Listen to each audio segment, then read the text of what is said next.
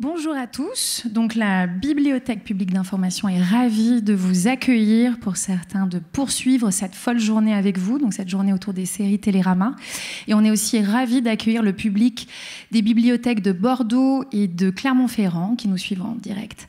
Donc, nous poursuivons cette journée samedi série Télérama et avec une discussion, rencontre autour de la serial lover Valérie Donzelli, l'actrice Valérie Donzelli, et je cède tout de suite la parole à la journaliste de Télérama, Émilie Gavoy, qui va vous amener cet après-midi dans cette rencontre. Oui, c'est moi. Merci pour la présentation et bonjour à tous et à toutes à Paris et dans les régions. Bonjour Valérie, merci d'être là pour partager ce moment, cette discussion autour des séries avec nous. Bonjour, merci. Pour ceux d'entre vous qui seraient venus ici guidés par le hasard ou par une curiosité complètement candide, permettez-moi de peut-être vous présenter en quelques mots. Pour ceux qui ne vous connaîtraient pas, Valérie Donzelli. Donc vous êtes actrice, vous êtes réalisatrice, scénariste. On vous a découvert au cinéma au début des années 2000 chez Sandrine Vesset, notamment dans Martha Martha. Et puis dans d'autres rôles, chez Gilles Marchand par exemple, qui a tué Bambi. On a également suivi ensuite vos films en tant que réalisatrice dans lesquels vous jouez, parfois, pas tout le temps, mais souvent. La Reine des Pommes et aussi bien sûr La Guerre est déclarée. Bientôt, on pourra vous retrouver dans un nouveau film, Notre-Dame, qui sort en salle le 18 décembre, juste avant les fêtes. Mais ce n'est pas Notre-Dame qui nous a amené et qui nous a donné l'envie de vous faire venir ici, de vous demander de venir. C'est un autre projet que vous avez avec Arte, puisque vous êtes en train de finir d'écrire, je crois, pour Arte, votre première série télé. Oui, c'est une mini-série. C'est 9 épisodes de 30 minutes qu'on doit tourner en début d'année prochaine et qui, en fait, est une idée originale, puisque c'est Gaumont, au départ, qui voulait travailler avec moi. Donc j'ai réfléchi pour faire une série et j'ai réfléchi qu'est-ce que je pourrais raconter, etc. Et puis voilà, donc j'ai une petite idée, et puis ça a marché, je l'ai développée et voilà, là on finit d'écrire et on devrait tourner l'année prochaine. Ok, on en reparlera peut-être un peu plus largement tout à l'heure. Oui. Mais peut-être, je fais une petite incise, pardon, une petite parenthèse pour ceux qui voudraient commenter sur les réseaux sociaux l'événement qui se trouve dans la salle ou qui soit dans les médiathèques. À Reims, à Clermont ou à Bordeaux, ils peuvent le faire via le hashtag samedi série avec un S. Voilà. Je ferme la parenthèse et on va avancer un petit peu dans revenir aux sources de votre sériphilie. Alors, vous m'avez dit d'emblée, quand on s'est rencontrés, que votre sériphilie était plus réduite que votre cinéphilie. Oui. Mais néanmoins, il y a quelques séries qui ont compté pour vous. Que vous avez regardé à une période particulière. Moi, je voudrais peut-être demander à Thomas, le projectionniste, de nous projeter l'extrait numéro 1 qui va remonter aux sources. Vous vous souvenez évidemment du générique comme tout le monde. Alors, je m'en souvenais, mais pas de tous les personnages. C'est ça qui est marrant, c'est qu'il y en avait que j'avais oublié. Et oui, ben là, on est carrément dans le feuilleton, quoi. C'est pas vraiment de la série, c'est plus du feuilleton. C'est des épisodes et des épisodes. Et il n'y a même pas une saison, c'est un truc, c'est 2000 épisodes. Mais non, alors ça, c'est... en fait, pourquoi j'ai parlé de Côte Ouest ? Parce que avant Côte Ouest, il y a eu Dallas, qui était vraiment le tout début du feuilleton télévisé et tout ça, qu'on n'avait absolument pas le droit de regarder parce que j'étais plus petite. Et c'était diffusé le samedi à 18h, je crois, et c'était l'heure de la messe. Donc ma mère trouvait ça complètement débile, en plus Dallas, elle disait c'est atroce. Et comme c'était à l'heure de la messe, on n'avait jamais le droit de regarder Dallas, sauf si on allait à la messe le dimanche matin. Mais alors la messe le samedi soir, déjà c'était une punition absolue parce que c'était horrible, il faisait froid. Enfin pour moi c'est des souvenirs mais épouvantables d'hiver froid avec un prêtre en plus qui avait été opéré de la gorge, donc il avait une voix comme dans l'Exorciste, il parlait comme ça. C'était vraiment Et je me souviens que ça me faisait peur, quoi. J'aimais pas du tout ça. Et en plus, en sachant que je loupais Dallas, qui était quand même tout l'inverse, c'est-à-dire la luxure, les bijoux, les décolletés, les rouges à lèvres, les ongles longs, les trahisons, les tromperies. Enfin bon, vraiment, je crois que c'est vraiment très opposé à la messe du samedi soir de Sucy-en-Brie, la banlieue où j'habitais. Bref, et du coup, je me suis rattrapée avec Côte Ouest, avec ma sœur, quand on était en colocation toutes les deux, qu'on est venu faire nos études à Paris, et on avait une petite télé en noir et blanc. Et c'était notre rituel, c'était de regarder Côte Ouest. Et on savait qu'on n'apprendrait pas grand-chose. Et en même temps, on était fascinés par les coiffures, les maquillages, les rapports entre les gens. Il y avait toujours la méchante. Alors, on préférait toujours plus la méchante que la gentille. Enfin, voilà, ça nous amusait beaucoup. Donc, vous êtes en train de nous dire qu'à une époque, vous avez été inspiré niveau coiffure et niveau look par Côte Ouest ? Non, mais c'est vrai que c'était assez drôle, parce que ce qui nous amusait beaucoup, c'était qu'elle dormait toujours, notamment le personnage de Denamine, je ne sais plus comment elle s'appelle, Abby, je crois. Elle dormait avec sa laque et son dégradé sur les yeux, puis elle avait des poses. Enfin, c'était aussi une espèce d'outrance à la féminité. C'était très sophistiqué, les femmes sont très très sophistiquées, donc il y avait aussi quelque chose d'assez... je pense d'assez fascinant à regarder ça, parce que à 18 ans, on n'est pas forcément comme ça. En tout cas, moi, j'ai jamais été une fille très sophistiquée. C'est venu un peu plus tard, où j'aime bien les talons, me maquiller, tout ça, mais pas à ce point-là, quand même. Et est-ce qu'aujourd'hui, avec le temps qui a passé, est-ce que vous en gardez, qu'est-ce que vous en gardez finalement de Dallas et de Côte Ouest, de ces soaps, là, de ces feuilletons ? Bah, j'en garde un rendez-vous un peu familial, quoi, un truc d'amusement. J'en garde pas quelque chose d'émotionnellement fort, en tout cas. Pour moi, c'est pas comme... j'ai pas le souvenir d'avoir été émue en regardant... ou alors, peut-être, quand JR meurt, il y avait un truc... À un moment, je me souviens de ce fameux épisode où JR meurt. Je sais plus si je l'avais vu ou pas, d'ailleurs, mais on en avait tellement parlé que c'était... mais... Je crois que, franchement, c'était... oui, c'était quelque chose de divertissant, mais pas d'enrichissant. Je cherchais pas à m'enrichir en regardant ça.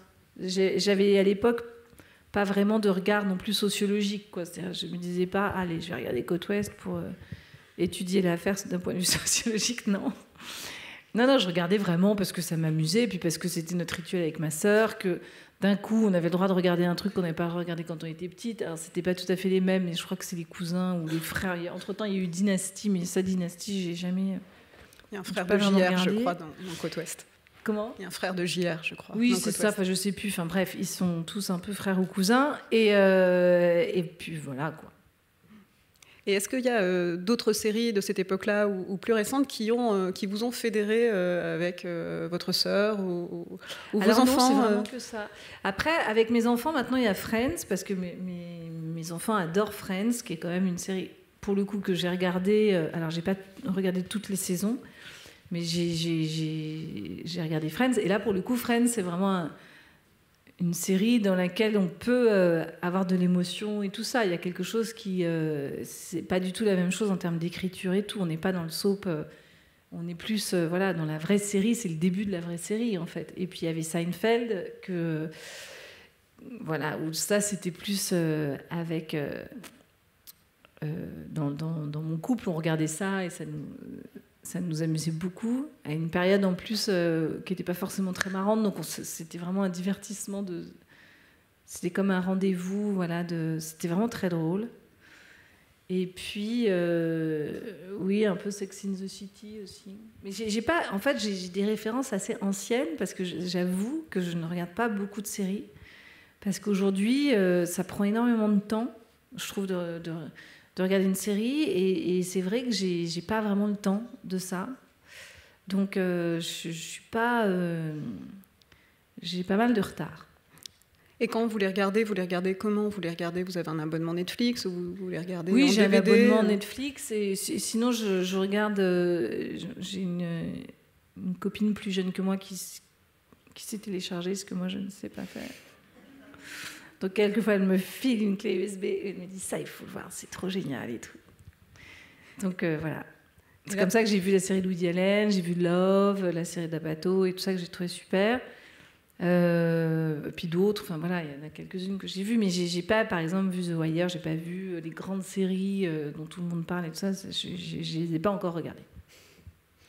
Alors, il y a quelques instants, vous parliez de Seinfeld. Ça tombe bien, je vais demander à Thomas de nous envoyer le 2e extrait. Vous vous souvenez de cet épisode-là ? Non. Alors, je l'ai choisi pour une raison particulière, parce que moi, je trouve qu'il résume très bien ce qu'est Seinfeld, c'est-à-dire qu'ils passent leur temps à attendre. En fait, dans cet épisode-là, ils passent leur temps à attendre. Ils vont, pardon, vous spoil un peu si vous vouliez le regarder, mais ils vont attendre jusqu'à la fin de l'épisode pour avoir cette table qu'on leur promet. Ils ne l'auront jamais. Et puis, George va passer son temps à attendre le téléphone qu'il aura, voilà, il n'y arrivera jamais. Et c'est le propre de Seinfeld. Il ne se passe rien, mais c'est passionnant malgré tout.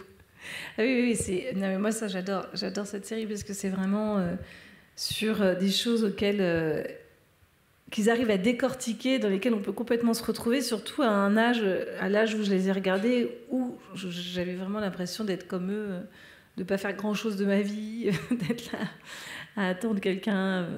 Enfin, c'est vraiment ça, quoi. Ils se croisent, ils se racontent des choses, mais personne n'est vraiment fixé dans sa vie. Ils sont tous flottants, quoi. Et c'est assez jubilatoire et c'est vraiment très bien écrit parce que c'est très difficile, en fait, de réussir comme ça à tenir toute une saison sur du rien. C'est quand même assez dément. L'inverse de Friends, où il se passe beaucoup de choses. Et l'inverse de Friends, pardon, aussi, où Friends est une série quand même relativement bienveillante, là où Seinfeld est quand même plus noir. Ah oui, c'est beaucoup plus noir. Oui. Mais d'ailleurs, c'est très drôle sur le rapport qu'il a. Il parle des policiers qui devraient être aussi des éboueurs. C'est-à-dire, quand ils ramassent pas, ils balayent. Enfin, ça dit quand même quelque chose sur le rapport de la police qui, aux États-Unis, qui est quand même, je crois, pire qu'ici, quoi. Ils sont vraiment. Et à New York, en plus, dans ces années-là, parce que ça remonte quand même un petit peu maintenant, Seinfeld, et c'était pas sûr, New York d'aujourd'hui. Oui, c'était beaucoup plus. C'était un New York beaucoup plus, avec beaucoup plus de criminalité, pas du tout aseptisé comme aujourd'hui, où il n'y a que des boutiques de luxe. Et voilà, quoi. Non, mais après, cet épisode, je m'en souviens pas précisément parce que je les ai pas vus depuis longtemps et tout ça, mais je me souviens d'un épisode hyper drôle où il allait dîner avec une femme, je crois, et elle parlait très doucement. Et en fait, en plus, ce qui est marrant, c'est que souvent, il dit ce qu'il va se raconter. C'est-à-dire qu'il dit « Ah là là, je vais dîner avec un tel ». Il dit « Ah bon, t'es encore avec elle ?» « Oui, je sais, mais je comprends jamais ce qu'elle me dit. » Et en fait, il dîne avec elle et effectivement, elle parle très doucement. Et du coup, pendant tout le dîner, il l'a fait répéter. Mais c'est hyper drôle parce que il a « Pardon, tu dis ?» Tu peux dire, et ils sont dans un restaurant, donc il l'a fait répéter 1 fois, 2 fois, 3 fois, et en fait, ça symbolise vraiment le problème de communication qu'il a avec elle, tout simplement. Donc c'est symbolisé par un truc très pragmatique qui est qu'elle parle doucement, mais ça va au-delà de ça, c'est juste qu'ils ne s'entendent pas du tout. Et c'est très drôle.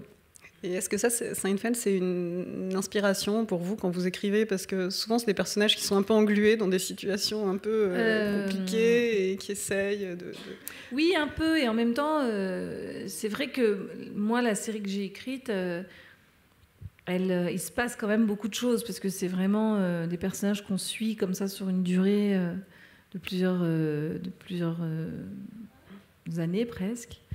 Mais en tout cas, c'est vrai qu'il y a dans l'humour et dans l'empêchement et dans la complexité des personnages, le fait que voilà, on est tous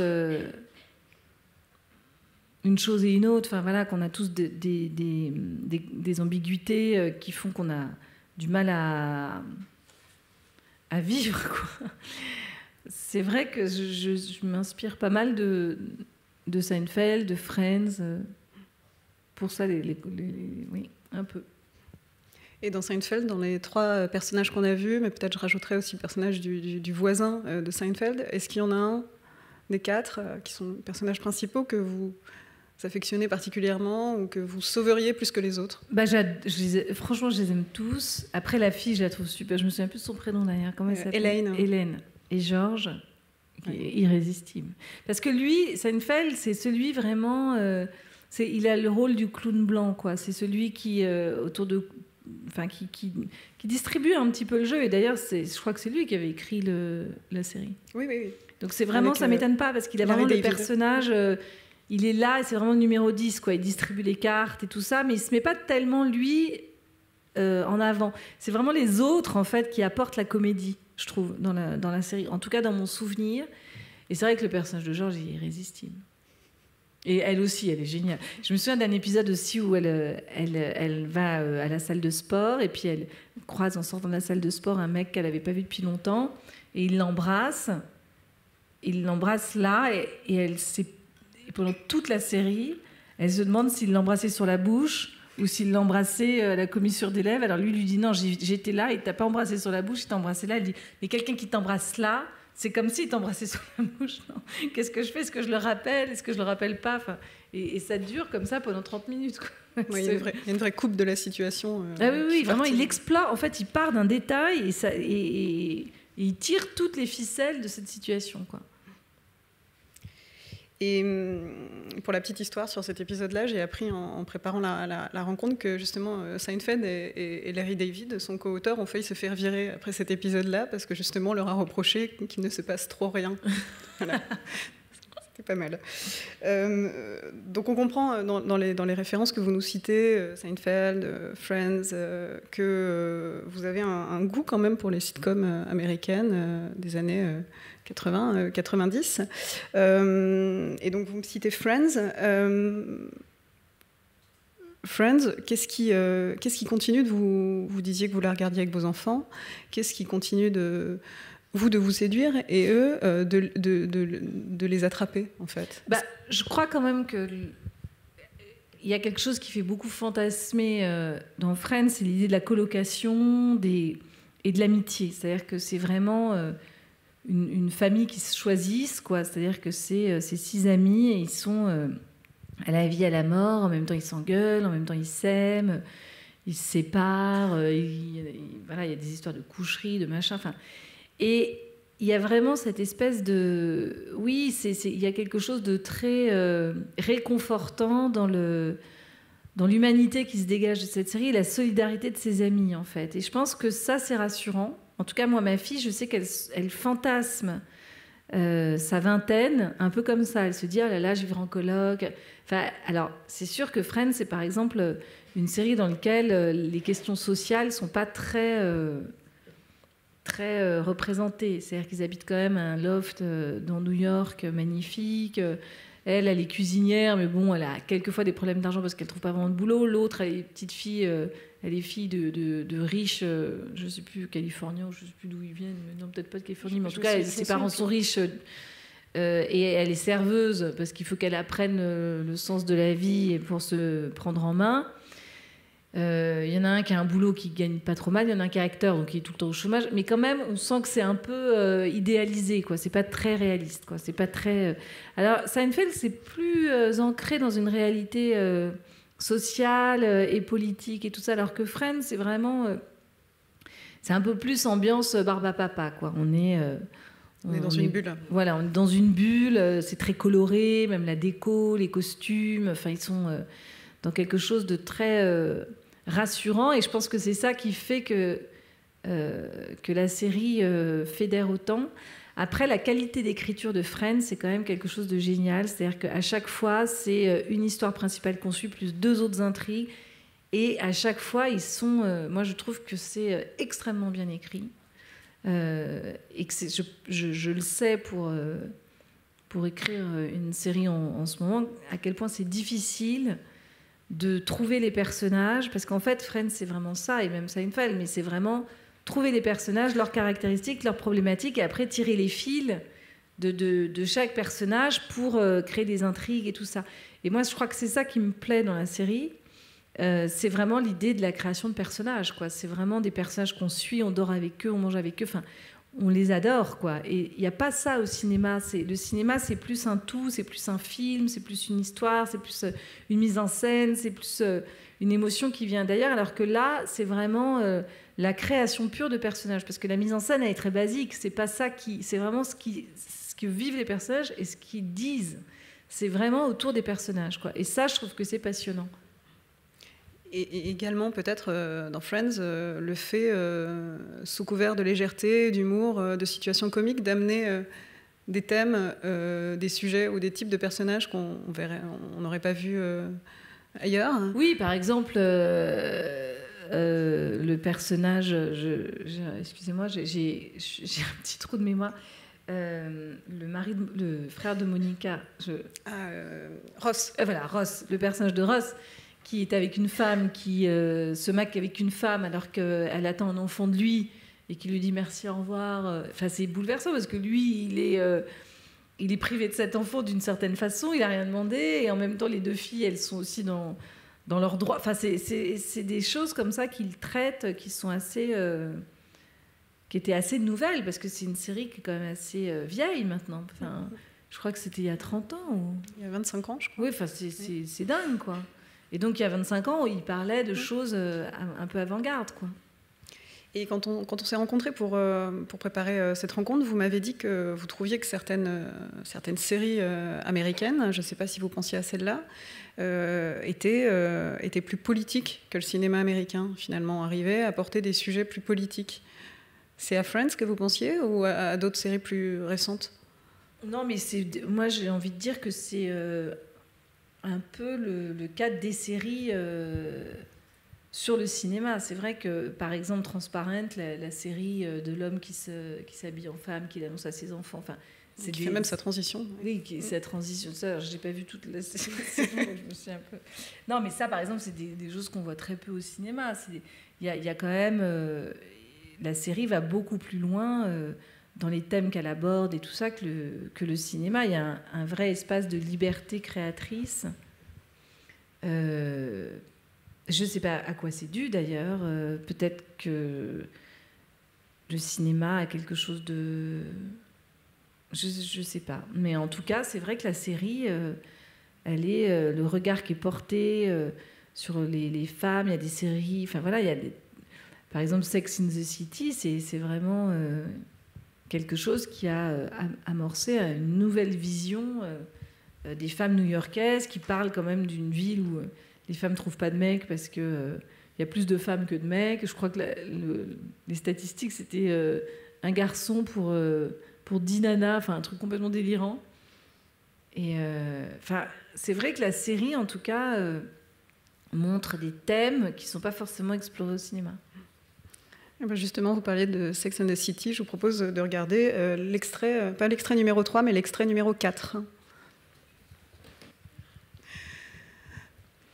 Et alors justement, en quoi elle était, vous l'aviez trouvée révolutionnaire, nouvelle, la proposition de Sex and the City ? Sur le rapport à la sexualité, voilà, c'est Nana qui parle que de ça tout le temps. Il y en a une d'ailleurs, la grande blonde là qui... Samantha. Ouais, qui est une vraie consommatrice d'hommes. Et puis que c'est des femmes qui sont indépendantes, elles ont tout un boulot, elles gagnent bien leur vie. Enfin, il y a un truc où on montre voilà, des femmes fortes, quoi, qui sont dans une ville dure, et qui sont là, qui s'en sortent, et qui en même temps sont hyper sexy. Enfin voilà, c'est vraiment, je trouve... un regard complètement nouveau qui a été porté comme ça sur cette génération de femmes qui est la mienne pour le coup, et c'est vrai que ça faisait du bien, quoi. Et qui allez-y. Pardon. Et je trouve qu'en plus, contrairement par exemple à Fleabag là que j'ai vu, il y a quelque chose de pas triste, quoi. C'est mélancolique, mais c'est pas des tordus. On sent pas des nanas complètement... C'est moins noir que Fleabag. Oui, c'est beaucoup moins noir. Et moi, je trouve ça fait aussi du bien, je trouve, parce que quelquefois, montrer des nanas un peu hors des sentiers battus, mais qui sont forcément dépressives ou très sombres et tout ça, je trouve ça dur, quoi. Et là, je trouve que c'est fait avec une espèce d'insouciance, comme ça, elles sont marrantes, quoi. Elles sont sexy, elles sont belles, elles sont marrantes. Elles couchent avec des mecs, elles s'en sortent pas, elles sont paumées, elles boivent, elles sont tout le temps à boire du champagne. Enfin, elles ont un truc vraiment rigolo, quoi. Et quand vous m'avez parlé de ces séries-là, de Seinfeld, de Sex and the City, mais aussi de Friends, j'ai fait le lien en me disant que c'était quand même des séries qui parlaient tout un peu de manière différente du fait de vivre dans une métropole gigantesque et de s'y sentir un peu perdu et de s'y sentir un peu seul. Vous faites ce lien-là Oui, ben moi je trouve que... moi j'adore... vivre à Paris, c'est vraiment... pour moi, c'était, quand j'étais enfant, la ville de tous les possibles. Enfin, c'était mon New York à moi, quoi. Ça me faisait complètement rêver et tout. Et quand je suis arrivée à Paris pour faire mes études, j'avais 19 ans. J'habitais une chambre de bonne au 7e étage de 7 mètres carrés dans le 16e arrondissement. Et c'est vrai que je me sentais libre, quoi. J'avais un truc. Et c'est vrai que Paris, à ces âges où on est... alors... Là, dans Sex and the City, elle travaille et tout, mais quand on est comme ça, étudiant, qu'on doit trouver sa voie, qu'on doit bosser à côté, il y a quand même un truc où on sent...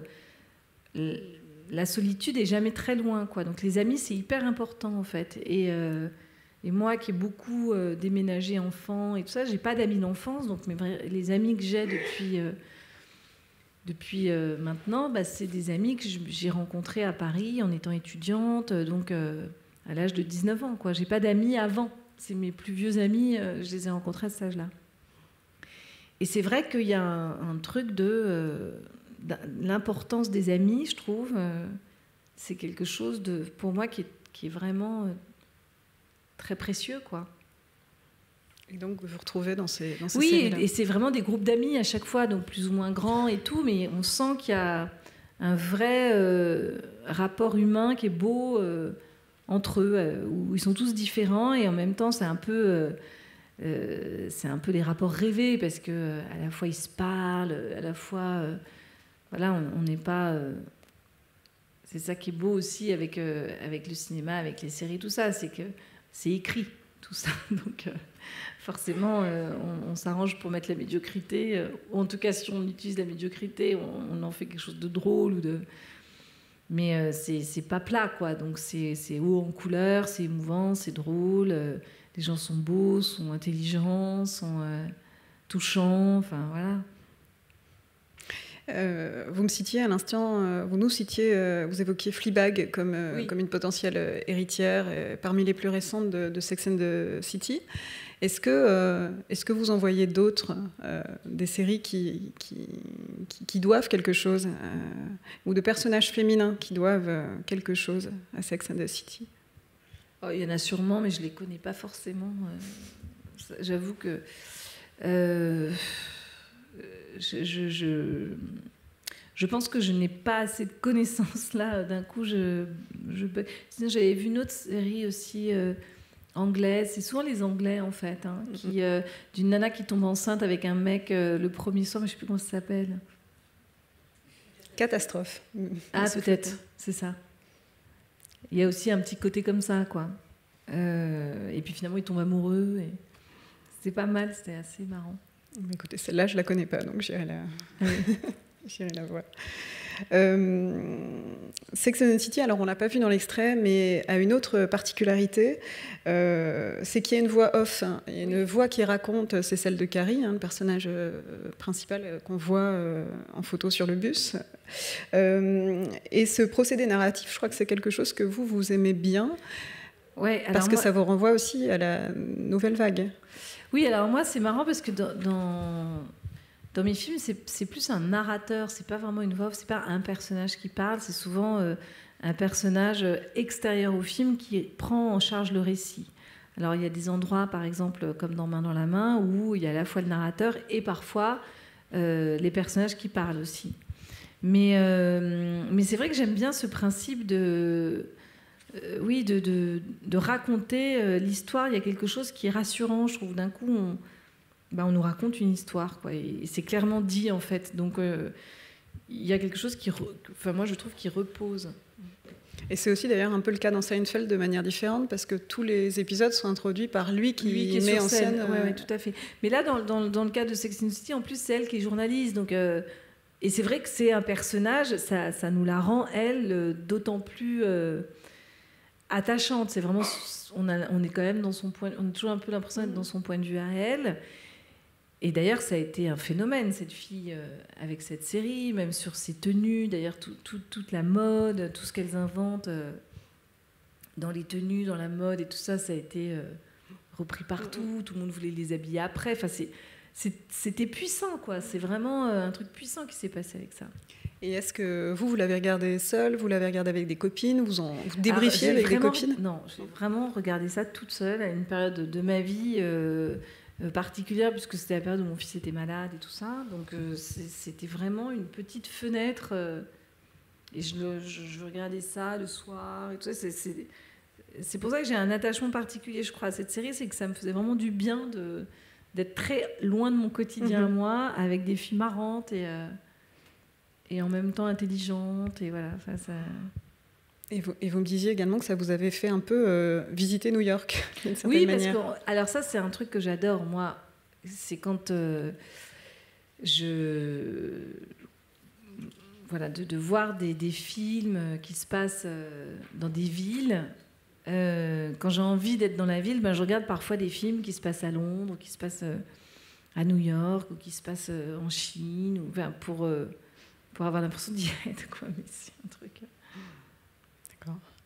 Et alors, il y a une autre série avec une héroïne féminine dont vous avez parlé tout à l'heure, brièvement, dont j'aimerais bien qu'on regarde un extrait, l'extrait numéro 3. Absolument.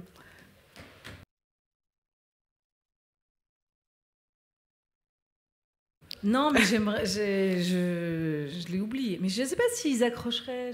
Parce que Rosanne, c'est vraiment une découverte sur un personnage de femme forte, parce que c'est vraiment ça, qui a 3 gamins, qui fait tout le boulot, qui gère la famille, quoi, la fameuse charge mentale dont on parlait tout à l'heure en coulisses. Et là, l'épisode, c'est vraiment ça qui montre, quoi. C'est cette femme, tout le monde la sollicite, tout le monde... et qui en même temps tient la baraque, quoi. Donc, elle fait le job. Hein. Elle fait le job, et en même temps c'est une classe, c'est très populaire. Enfin, c'est vraiment une série géniale et justement qui montre cette femme qui est pas dans la culpabilité, qui est grande gueule, qui fait le job, mais en même temps qui se laisse pas marcher sur les pieds, qui est l'inverse de la mère au foyer, comme on peut l'avoir de façon un peu cliché, douce, attentive. Elle a une répartie d'enfer et tout, elle est géniale, quoi. Oui, c'est une mère indigne, mais en même temps une mère complètement pleine de tendresse. Et en même temps, elle est tout l'inverse, puisqu'elle est pleine d'amour et qu'elle est au poste, quoi. Et elle a, cette série, quelque chose de particulier aussi, vous le disiez, c'est qu'elle raconte quand même la vie d'une famille américaine de la classe ouvrière, qui n'est pas quelque chose qu'on a vu tant que ça. Oui, parce que ce qui fait rêver les gens, c'est pas les problèmes d'argent, c'est les belles tenues, les belles toilettes. Enfin, en tout cas, il y a eu toute une période où c'était ça. Avec Dynasty, Dallas, on était avec les puits de pétrole et les milliardaires et tout ça. Et là, d'un coup, on bascule dans une... Alors, il y avait La Petite Maison à la Prairie qui avait eu pas mal de succès sur des gens qui étaient très dans le besoin. Mais là, c'est vrai que ça parle de la classe ouvrière. Enfin, d'ailleurs, quand elle dit c'est pour les pauvres, dis-leur de nous en garder une part et tout ça, on sent que c'est vraiment la middle class américaine. D'ailleurs, c'est pour ça aussi, je pense qu'ils sont... les parents sont un peu en bon point. Ils ne sont pas complètement obèses, mais ils sont quand même forts. Il y a une nourriture. Et la nourriture, tout ça, ça dit beaucoup socialement. Et la série a eu un succès, pas que dans les classes populaires. Je crois que c'est vraiment un succès de tous les côtés, quoi. Ça a été très populaire, mais pas que chez les gens de la classe moyenne. Et il y a même eu un reboot qui a duré une saison en 2018 et où on apprenait que Rosanne votait Trump. Il y a eu une suite de la série. Et qui a été annulée parce que l'actrice a fait un tweet raciste, je crois, par ailleurs. Voilà. Bon, après, ça reste... C'est autre chose. Mais... non, et puis on parlait dans l'extrait qu'on a vu, on voit pas, c'est la séquence d'après, mais si ça peut vous donner envie de la voir, c'est aussi un des premiers rôles, je crois, à la télé, ou en tout cas un des rôles par lequel on l'a découvert à la télé, de George Clooney, qui joue le patron de Roseanne, et on le voit dans la scène d'après. Mais d'ailleurs, on peut la revoir où, cette série, Roseanne ? Elle existe en DVD, figurez-vous. Ah oui, d'accord. Ouais. Okay. Il faut encore avoir un lecteur de DVD. Voilà. Et vous, par exemple, comment vous l'aviez vu à l'époque à la télévision, ou vous l'avez oui, à l'époque, c'était la télévision, oui, bien sûr. Je crois que ça passait à 18h, c'était l'heure de ce genre de série, comme Madame est servie, tout ça. Alors, je crois que c'est plus ancien, ça. Mais oui, je me souviens que c'était le programme de 18h30, 19h, quelque chose comme ça. Donc oui, j'ai découvert ça à la télévision, oui. Et est-ce que vous considérez, du coup, à l'exemple de Roseanne, que la série télé est un bon endroit pour porter des problématiques sociales, Ah bah oui, c'est vraiment ce qu'on disait tout à l'heure, quoi. C'est-à-dire qu'à la fois dans le format, cette idée des personnages comme ça qui constituent le cœur de la série fait qu'on peut leur faire vivre des choses multiples, des histoires multiples, en fait. Et je crois que c'est ça la différence, peut-être...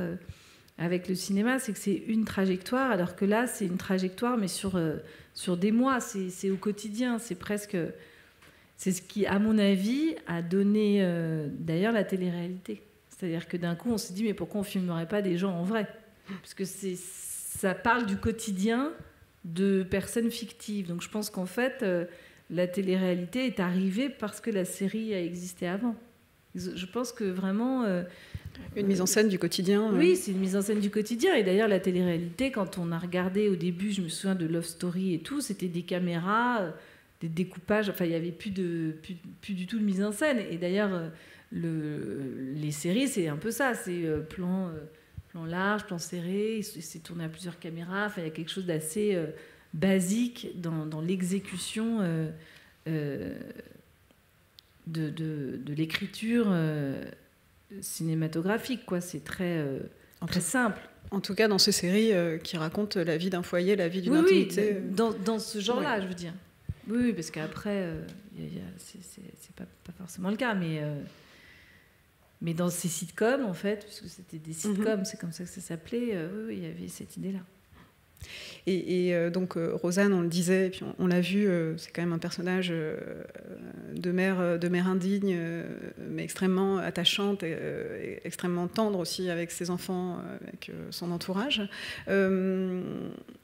Est-ce que ce personnage de mère vous a inspiré pour la série que vous êtes en train d'écrire ou pas ? Parce que je crois qu'il est question de maternité.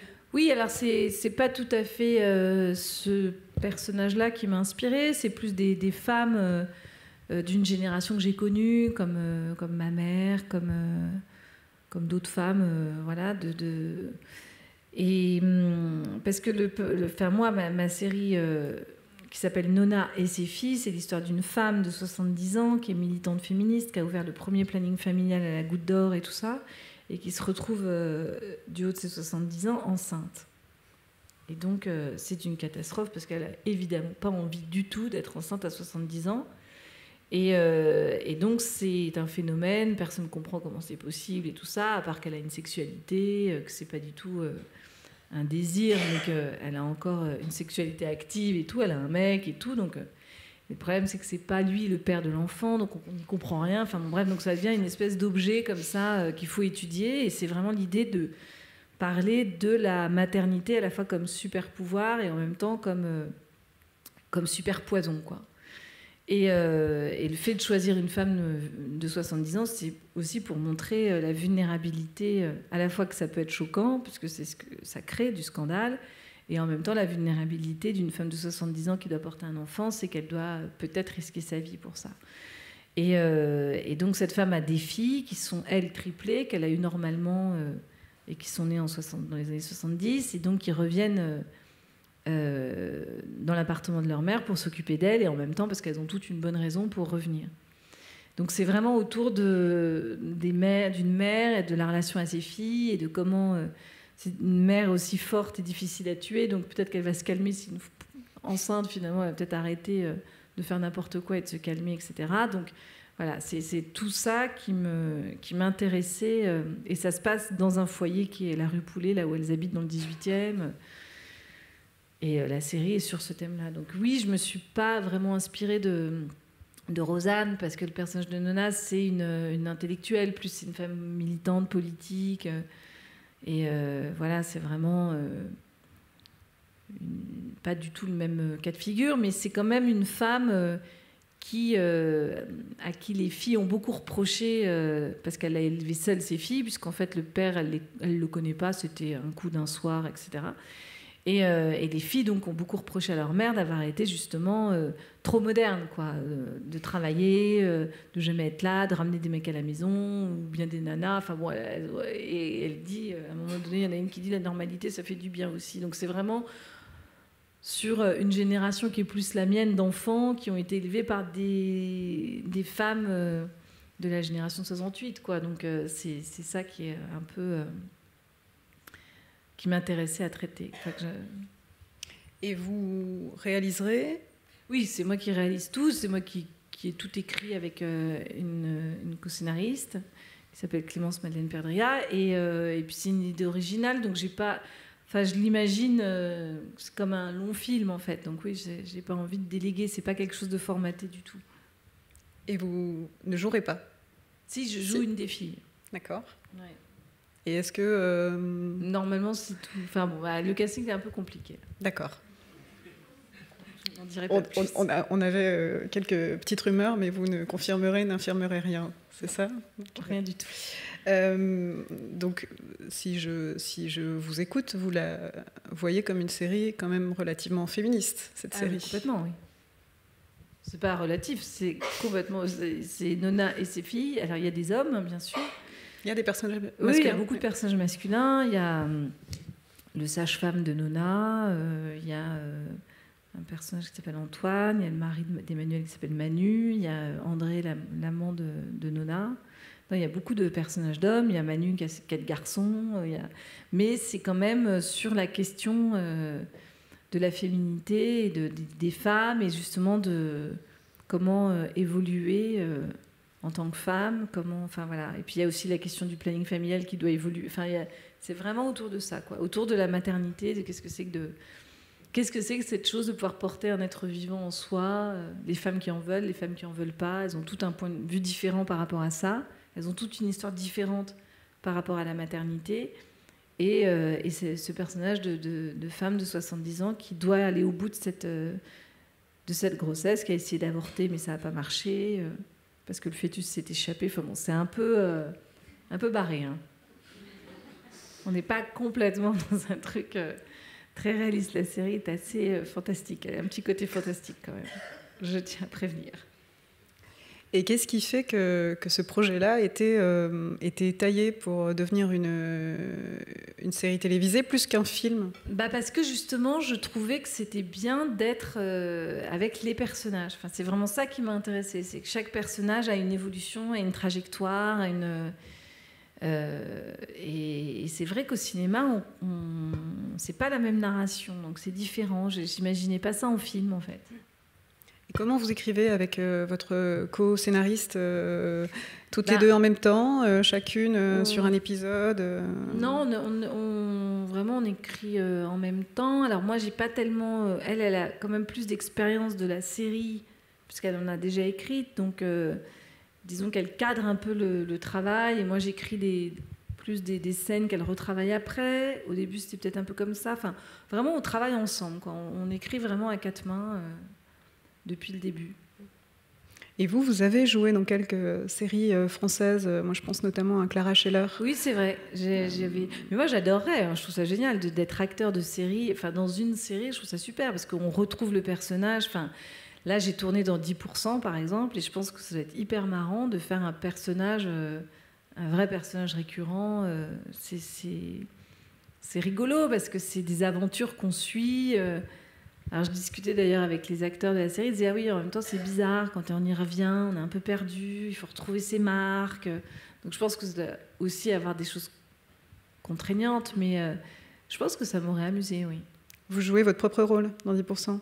Oui, Je fais une petite apparition. Oui. D'accord. Je joue mon rôle qui cherche un acteur pour mon film et qui va prendre un agent plutôt que de prendre un acteur. D'accord. Et le rôle dont vous rêveriez, par exemple, que vous adoreriez interpréter dans une série, ça serait quoi? Ah, je crois que ce qui est marrant, c'est quand il y a un métier... exotique? Ouais, enfin genre un détective privé, ça va être drôle. Une sorte d'Arsène Lupin. Non, mais j'en sais rien, en fait. C'est surtout le personnage qui est marrant. Mais après, oui... je sais pas. Enfin, j'ai pas... Mais je me souviens que j'avais... Quand j'avais joué dans Clara Scheller, le personnage de Clara Scheller était marrant quand même. Moi, mon rôle, il était moins marrant. C'était genre la copine, avocate et tout. Je trouvais ça un peu... Elle m'amusait pas des masses. Mais Clara Scheller, je te la trouvais rigolote, ouais. Donc, une nouvelle Clara Scheller, peut-être? Ouais, enfin, j'en sais rien. Non, mais je trouve ça marrant, oui. Je trouve ça rigolo de retrouver un personnage comme ça. Alors, peut-être, je vous propose de regarder un nouvel extrait d'une série dont vous m'avez dit que vous l'aviez vue et que vous l'aimiez bien. Donc, peut-être qu'un jour, vous pourriez trouver un rôle dans cette série-là. On va voir l'extrait numéro 5, s'il vous plaît. Non? Un rôle de Clandé dans le Bureau des légendes? Ah non. Je trouve ça trop sérieux. Je ne me vois pas du tout en tailleur, à prendre l'Iranien. Ah non. Non, je trouve ça marrant à regarder, mais je crois que ça ne me plairait pas trop non, de jouer dans le Bureau des légendes. Ça manque de fantaisie? Ah oui, quand même. Mais ça fait partie des séries françaises que vous avez vues et oui, aimées. j'ai vu la saison 1. Maintenant, je ne sais pas combien il y en a. Quelques-unes. Mais j'ai vu que la saison 1 et oui, j'ai trouvé que c'était pas mal. Ouais. Ben, ça faisait un peu le truc fait un peu à l'américaine, justement, où il y a les moyens. D'ailleurs, je crois que ça a été tout son principe de travail. Éric Rochant, c'était de réunir, de faire un pôle d'écriture comme aux États-Unis, avec le principe du showrunner et tout. Enfin, voilà, c'est très... c'est très calibré, quoi, très réussi, mais... ouais, je ne me vois pas là-dedans. Vous ne voyez pas avec cette casquette-là non plus de showrunneuse d'une série? Non, je crois pas. Je suis pas sûre d'avoir les capacités pour ça. Non, moi, ce que j'aime, c'est inventer des trucs, créer des... Enfin, ce qui me plaît là avec ma série, c'est vraiment de la fabriquer comme un film, un peu. Donc voilà, j'arrive pas du tout à déléguer la mise en scène, par exemple. D'accord. Et je pense que ça va pas ressembler à vraiment une série. Ça va être un peu bizarre comme truc. Je sais pas encore à quoi ça va ressembler, mais... Vous avez déjà des pistes de mise en scène, de choses vers lesquelles vous aimeriez tendre? Non, c'est pas ça. C'est que c'est tellement contraignant sur... la durée de tournage, sur les budgets, tout ça, que déjà, il faut le prendre en compte dans la fabrication. Donc déjà, je l'ai pris en compte avec l'écriture. C'est pour ça que ça se passe. J'ai essayé de réduire les décors, parce que c'est des budgets qui ne sont pas ceux de Canal+ non plus. Donc voilà, ça va forcément jouer sur la mise en scène. Et déjà, ce que je me suis dit, c'est que je n'allais pas essayer de faire du cinéma avec de la série, parce que ça, je trouve que du coup, tout se ressemble, tout est un peu fait pareil et tout. Non, ce sera une série, mais je ne peux pas vous dire encore parce que je ne l'ai pas faite, mais j'ai des idées assez précises, oui. Et puisque vous me parlez justement de la différence entre le cinéma et les séries, quand on s'est rencontrés, vous m'avez dit que vous auriez adoré voir ce que ça aurait pu donner Éric Rohmer diriger une série. Ah oui, parce que je pense qu'il aurait pu faire quelque chose de passionnant, parce que comme il avait une économie dans ses films assez petite, avec une mise en scène... je pense que ça serait... Et puis même ce que racontent les films d'Éric Rohmer, qui sont vraiment sur du marivaudage, je pense que ça aurait été intéressant. Il aurait tout à fait pu faire quelque chose de chouette. Ouais, la nouvelle vague aurait pu faire, effectivement. Oui, je pense que mais c'est un peu une forme de nouvelle vague, toute cette créativité pour la série, la télévision et tout ça. C'est d'un coup, quand même, c'est important, là, tout ce qui s'est passé. Vous voulez dire la qualité des séries et tout ça. Enfin, je veux dire, avant, c'était quand même...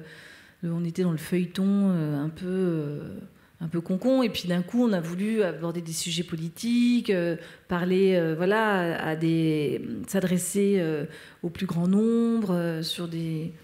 Enfin voilà, je trouve que même c'est vraiment par la série, le Cosby Show, tout ça, c'était quand même sur la communauté noire, enfin il y avait des trucs comme ça, enfin c'est la série qui a ouvert toutes ces fenêtres en fait. Donc je trouve que et ça n'a fait que évoluer, parce que c'est plus récent que le cinéma, donc ça... Et ça fait évoluer aussi, vous trouvez, le cinéma d'un point de vue formel, d'un point de vue... Un peu, oui, c'est vrai. Parfois, il y a des films qui ont un peu la même mise en scène. Mais ça, j'ai l'impression que c'est pas forcément la série, c'est plus l'idée de la plateforme, l'idée que les films maintenant se regardent sur n'importe quel support et tout ça, qu'on est en train de désacraliser la salle, que maintenant, c'est ça qui a beaucoup joué aussi, oui. D'accord. Alors, si on peut peut-être passer le micro à la salle, si quelqu'un a des questions. Non ? Alors sinon, moi, je vais récupérer l'iPad, essayer de prendre des questions dans les médiathèques. Je suis pas une pro de la série, je suis vraiment désolée, j'ai l'impression j'espère que je ne vais pas déçue. Attendez, il y en a certaines que vous connaissez très très bien. Oui, non, mais je ne suis pas une experte en ça. Donc je ne sais pas si vous êtes fan de séries dans la salle, mais c'est vrai que moi, je ne suis pas du tout experte en série. Là, je vais en faire une, mais une mini-série. Mais c'est vrai que c'est intéressant de réfléchir à comment cette chose-là a pris de plus en plus d'ampleur et comme c'est devenu un phénomène un peu de société. Mais vous êtes tout à fait fondé à en parler, puisque vous êtes en train d'en préparer une. Non, peut-être en coulisses tout à l'heure, on parlait vous reveniez de la manif Nous Toutes contre les violences faites aux femmes. Ouais. Vous trouvez qu'il y a encore beaucoup de boulot à faire dans les représentations, dans les séries, au cinéma, sur... Non, oui, il y a encore beaucoup de boulot à faire, oui, d'une manière générale, mais je trouve que ça change aussi, ça, c'est ce qu'on disait tout à l'heure, ne serait-ce que dans le Bureau des légendes, le personnage d'Anna c'est Sarah Giraudot. Sarah Giraudot, phénomène. J'allais confondre, pardon. Qui est hyper forte, qui est... alors que c'est un petit brindille. Oui, j'ai l'impression que ça change, oui, quand même. D'accord. Au cinéma ? Au cinéma aussi, oui. C'est normal que ça change, puisque ça suit quand même les mouvements de société et tout ça, donc ce serait bizarre que ça ne change pas du tout. J'ai une question. Ah ! Bonsoir. Bonsoir. Pour réagir à une chose que vous avez dit par rapport à faire votre série, vous avez dit je vais la tourner, je vais la faire comme un film. Est-ce que ça veut dire que c'est parce que vous l'écrivez que vous la réalisez, ou est-ce que ça veut dire que vous faites un bloc et vous le coupez en épisodes, ou est-ce que quand même les outils de la série télé, les cliffhangers, les chutes d'épisodes, etc., vous comptez les utiliser, ou est-ce que finalement c'est un long film coupé en épisodes ? Ah, c'est intéressant ce que vous dites. Alors non, il y a effectivement les ressorts quand même de la série, mais je m'en méfie aussi parce que je trouve que les séries, souvent, elles sont calibrées dans l'écriture pour justement qu'il y ait des ressorts, etc. Et au final, il n'en reste pas grand-chose. Elles ne sont pas très nourrissantes, je trouve.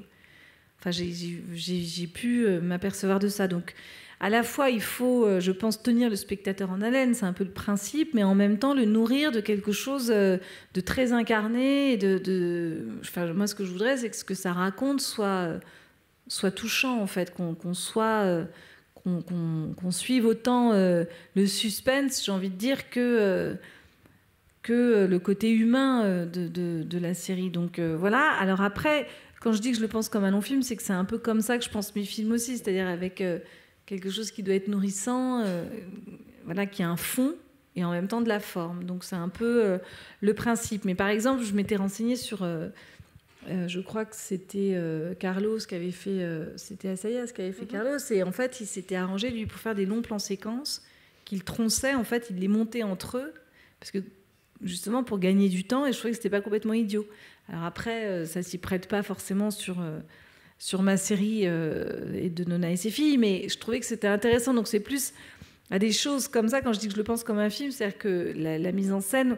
Un film, on le pense comme une équation, c'est-à-dire que la mise en scène doit toujours servir le film dans sa narration. Et donc, c'est exactement comme ça que je l'imagine la faire, la série.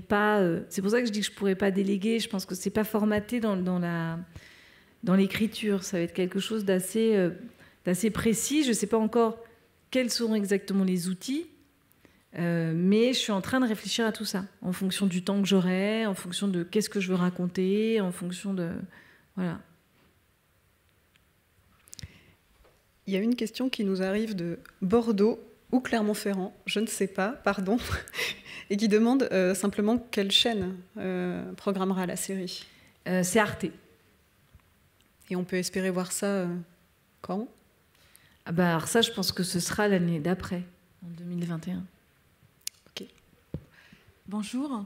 Moi, je voulais vous poser une question, Valérie Donzelli. C'était justement en termes d'écriture. Quelle est selon vous l'importance du silence qu'il peut y avoir entre deux épisodes ? Enfin, c'est une autre manière en fait c'est une manière de rebondir sur la question que posait Pierre Langlais.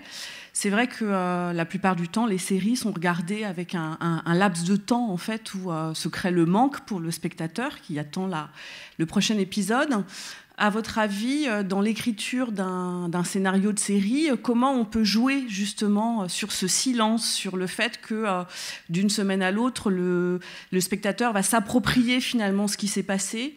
Est-ce que, en termes d'écriture, c'est quelque chose dont les scénaristes tiennent compte ? Et voilà, quelle est l'importance de ce feuilletonnage, on va dire ? Oui, c'est intéressant, parce qu'en fait, aujourd'hui, c'est un peu biaisé, cette chose-là, parce que les gens regardent les séries beaucoup d'une traite. Donc, c'est vrai qu'avant, on attendait une semaine pour voir un épisode et tout ça. Alors moi, ce que je sais déjà, c'est que sur Arte, ce sera diffusé par soirée de 3 épisodes, donc c'est 1h30 de programme. Donc, on les pense un peu comme 1h30. Mais je trouve que c'est intéressant parce que là, comme on n'a pas complètement terminé, je pense que c'est quelque chose que j'appliquerai sur le retravail. Parce que c'est vrai qu'on a tendance à se dire on regarde tout d'une traite, parce qu'aujourd'hui, après, on regarde sur les replays et tout ça, et on peut tout voir en une soirée. Et souvent, il y a, je sais plus, il y a un terme pour ça, il y a des gens qui... Binge-watching. Du binge-watching, voilà, c'est ça. C'est très élégant. Vous n'êtes pas dedans ? Non, pas du tout. Alors, moi, ça m'angoisse complètement. Donc, non, je ne suis pas bitch pour un sou. Non, mais moi, je dis bitch parce que je suis... j'ai le cerveau à l'envers. J'entends jamais les bons mots. Donc, voilà. Et tout ça pour dire que non, mais c'est vrai que au départ, c'était pensé pour être... pour tenir les... Oui, complètement. Et d'ailleurs, moi, je me souviens que quand je regardais les épisodes de Dallas et tout ça, c'était ça, il fallait attendre 1 semaine. Donc, s'il y avait messe, c'était l'horreur, quoi. On avait loupé tout. Et la suite. Non, mais c'est vrai que maintenant, c'est un peu biaisé, ce truc-là, avec les plateformes. Enfin, avec justement le fait qu'on peut tout voir par Internet. Enfin, je vais parler comme une vieille, là, mais je ne sais pas comment on dit. Oui, tout à fait. On a tout en ligne d'un seul coup, oui, souvent. Il y a une autre question qui arrive d'une médiathèque qui est qu'est-ce que vous pensez de Desperate Housewives, si toutefois vous pensez quelque chose de Desperate Housewives ? Ah oui, alors ça, j'ai pas vraiment vu. Oui, le principe des femmes désespérées, c'était pas inintéressant, je trouve, mais je crois que j'ai vu 1 ou 2 épisodes, puis j'ai pas complètement regardé, mais je me souviens que c'était pas mal quand même sur le principe de ces nanas, femmes au foyer déprimées. Oui, je trouvais que c'était pas mal, je crois, mais j'ai pas très bien vu. Je suis désolée. Je connais pas assez en fait. C'est pas grave, on peut pas tout voir. Mais le principe était pas mal, je trouve. Merci. Bonsoir. Bonsoir. On les séries que vous avez mentionnées, là, c'était surtout des séries qui ont 30, 20 ans. Est-ce qu'il y a des... Non, mais c'est pas un reproche. C'était juste, est-ce qu'il y a des séries plus récentes ou est-ce que vous avez des coups de cœur récemment Oui, alors moi, j'ai beaucoup aimé Love, la série d'Apatow, mais qui n'est pas hyper récente, qui doit avoir 2-3 ans, je crois. Peut-être 4 ans. Que j'ai trouvé très belle, en fait. J'ai aimé le rythme, j'ai aimé... ce qu'elle racontait, cette rencontre de ces deux paumés. Enfin, j'ai trouvé la série vraiment réussie. J'ai vraiment été émue et tout. Enfin, je me souviens que ça a été un vrai coup de cœur. Après, j'ai vu... qu'est-ce que j'ai vu comme série Alors, après, il y a des séries que j'ai vues, mais ça a un peu rien à voir. C'est des séries documentaires, notamment celle sur le rap, là, sur Netflix. The Get Down. Ouais. Alors, j'ai pas tout vu encore, mais c'est assez passionnant, je trouve. Oui, les séries documentaires, ça c'est un nouveau truc que je trouve super. Et après, j'ai vu la Mrs. Marple, je crois. Mrs. Maisel. Maisel, oui. Mrs. Maisel, voilà. Alors ça, j'ai vu l'épisode, la série numéro 1, et j'ai trouvé ça pas mal. Et la série 2, j'ai trouvé ça vraiment pas bien, et donc je me suis complètement... Mais... Ce que je trouvais pas mal, en fait, je trouvais que ça n'avançait pas non plus. C'est-à-dire que je pensais que le propos serait plus fort, quoi, sur justement ce personnage de femme des années 50 qui se prend en main, qui veut faire du stand-up, qui a un métier d'homme et tout ça. Je pensais que ça irait plus loin, en fait. J'étais un peu déçue par la suite. Et puis, sinon, qu'est-ce que j'ai vu Fleabag. J'ai pas tout vu encore, mais je trouve ça pas mal. Mais un peu sombre, quand même. J'ai un peu du mal avec ça, le côté très sombre et tout. C'est pas un humour qui m'enchante complètement. Et puis sinon, voilà. Est-ce que vous avez un goût du stand-up? Parce que Seinfeld et Marvelous Mrs. Maisel, tous les deux évoquent un peu ça. Oui, mais d'ailleurs, la série de Larry, là, c'était super, ça. Ça, j'avais adoré. J'avais oublié de parler. Larry et son nombril, c'est ça? Oui. Où il est tout seul et complètement déprimé avec ses gosses, ses t-shirts dégueulasses et tout ça. Elle est super, cette série. Est-ce que j'ai un goût pour le stand-up? Oui. Pas plus que ça. Non. Ok. Une petite question oui de province. Non, dans votre film, la guerre est déclarée, dans l'aspect médical, vous étiez arrivé à faire passer des choses qui étaient à la fois très justes, très référencées, avec cette distance absolument éblouissante. Et dans votre future série, il y aura aussi un côté médical, si j'ai bien compris, avec aussi plus fantasmé, et vous allez quand même... vous allez essayer que ça soit en partie réaliste ou on sera vraiment dans quelque chose de très décalé? Non, ce sera très réaliste. Oui. Ça sera très Alors réaliste. C'est particulier d'ailleurs. Jusqu'à un certain point quand même. Oui, jusqu'à un certain point, mais oui, c'est pris très premier degré. C'est pas, en général, ce que je fais, c'est assez premier degré d'ailleurs. Il n'y a pas beaucoup d'ironie dans mes films. Premier degré, c'est un 5e degré, un 3e, un 4e, un 2e. Vous avez des degrés... Non, mais quand je dis premier degré, c'est que je ne fais pas les choses avec ironie, je crois. Même en racontant l'histoire d'une femme de 70 ans qui tombe enceinte, c'est pas du tout... on est vraiment avec elle, enfin, on y croit complètement. Enfin, je crois. Oui. L'idée, c'est vraiment... Non, ironie, pas du tout, mais vous avez à la fois une espèce d'empathie, mais avec quelque chose qui est de l'ordre d'un humour, mais qui n'est pas dans le jugement. Oui, il y a toujours de la comédie, toujours, parce que c'est ce qui apporte de la pudeur, je trouve. Enfin, moi, c'est ma façon de faire les choses et tout ça. Et pour moi, c'est très important qu'il y ait toujours ce voile pudique qui passe par de la fantaisie, de la comédie, de la poésie, enfin, quelque chose un tout petit peu décalé, qui amène un peu de drôlerie. Enfin, je crois que dans la vie, je ne peux pas m'en passer non plus. Enfin, je trouve que sinon... Donc là, on a envie de voir, parce qu'on imagine un peu... ça, bon, il faudra mais je crois que ça sera drôle et émouvant. C'est ce que j'aimerais. C'est quand même un peu votre spécificité d'arriver à faire passer les choses, quand même, des choses... complexes et émotionnellement bouleversante, avec cette distance qui est difficile à définir, mais qui est vraiment impressionnante, quoi. Ben, j'espère que j'y arriverai là aussi. Mais... Après, c'est sûr que ce ne sera pas forcément... C'est ça qui est difficile, c'est que la guerre est déclarée, j'ai tellement vécu les hôpitaux que je connaissais exactement comment ça se passait. Et d'ailleurs, c'est intéressant parce que finalement, je pense que quand on ne vit pas les choses, on a tendance à en rajouter ou à grossir certaines situations et tout, alors qu'en fait, voilà, parfois... Peut-être que vous vivrez ça dans une trentaine d'années, on ne sait pas. Ah, j'espère pas. Non, moi j'arrête les enfants. Ouais. 3, c'est bon. J'ai bien travaillé. Est-ce qu'il y a une autre question dans la salle? Non, je crois que non plus côté médiathèque. Dans ce cas-là, je vais vous remercier au nom de Télérama et puis au nom de la PPI. Merci beaucoup, Valérie, d'être venue nous parler des séries qui vous ont accompagné. Merci à vous d'avoir été fidèles